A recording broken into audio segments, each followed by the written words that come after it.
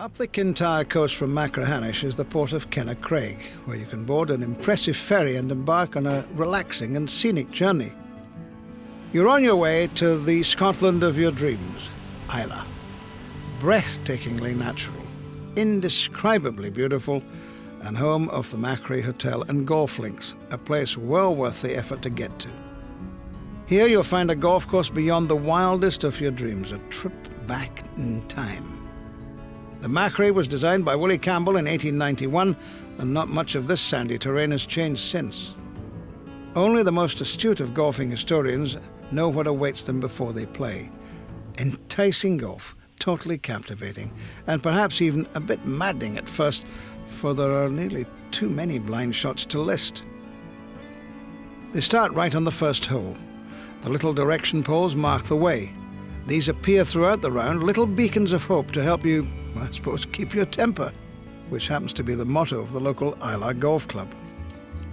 X will even mark the spot on the 7th, a little bit of extra courtesy to first-timers. Just return the favour by sounding the bell when you've finished to announce the green is clear. The Machrie will send flowers your way should some of this be too much, but alas, this is in the form of a flower hazard, which is a stroke penalty on the par 3 10th. You can always ask a local for guidance, but remember this is simply old-fashioned golf. The highlight is the 17th, a candidate for the favourite hidden links hole in Scotland. It's vintage Machrie, as it was in the very beginning, and thank goodness for that.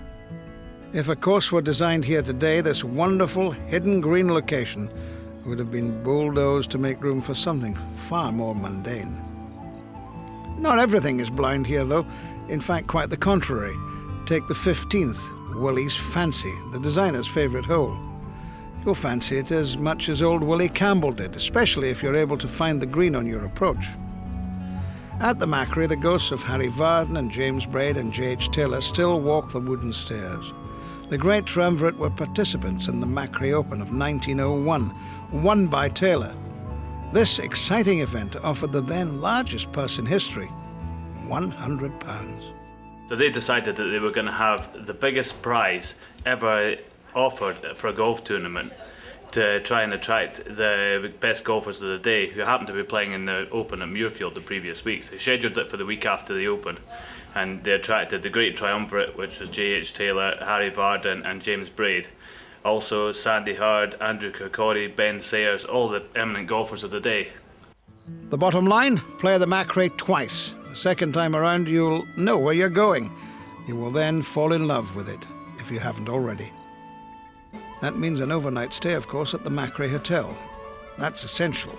The atmosphere only adds to the experience of Islay. Cuisine is a major part of the hotel, and the menu is full of Scottish flavour. Upstairs, the bedrooms are ideal for a good night's rest before heading out to the links again. Islay is not just about golf. Even more famous are the distilleries and their peaty delights. One of the finest is Ardbeg, perhaps the ultimate single Islay malt, and definitely the most peaty. What a pleasure it is to explore the old Ardbeg grounds. The atmosphere is as thick as the sugary liquid being extracted in the mash tuns. These giants are taking this liquid from the smoky barley, and it'll eventually become whisky. Ardbeg is home to the oldest working mill in Scotland, dating back to 1881. You can also learn about the washbacks, the giant metal containers called stills, and the spirit receiver from which the future whisky is put into casks and then sent on its journey through time. Visitors are always welcome at this friendliest of distilleries, where they experience the essence of Islay. You just have to look around this island. I mean, every single Islay malt on Islay has a coastal location. Everyone a wee bit different. You've got the 3 big peaty monsters in the south of the island. You have the kind of gentler Bruichladdich, Bunnahavens. You have the cove where Kalila sits. And they're all absolutely special in their own way. And each one of them has, everything a single malt whisky could have. You can visit nearly all the distilleries on Islay, such as Lagavulin, which isn't far down the road. And you don't have to take the ferry to get here. The airport next to the course has daily flights to and from Glasgow.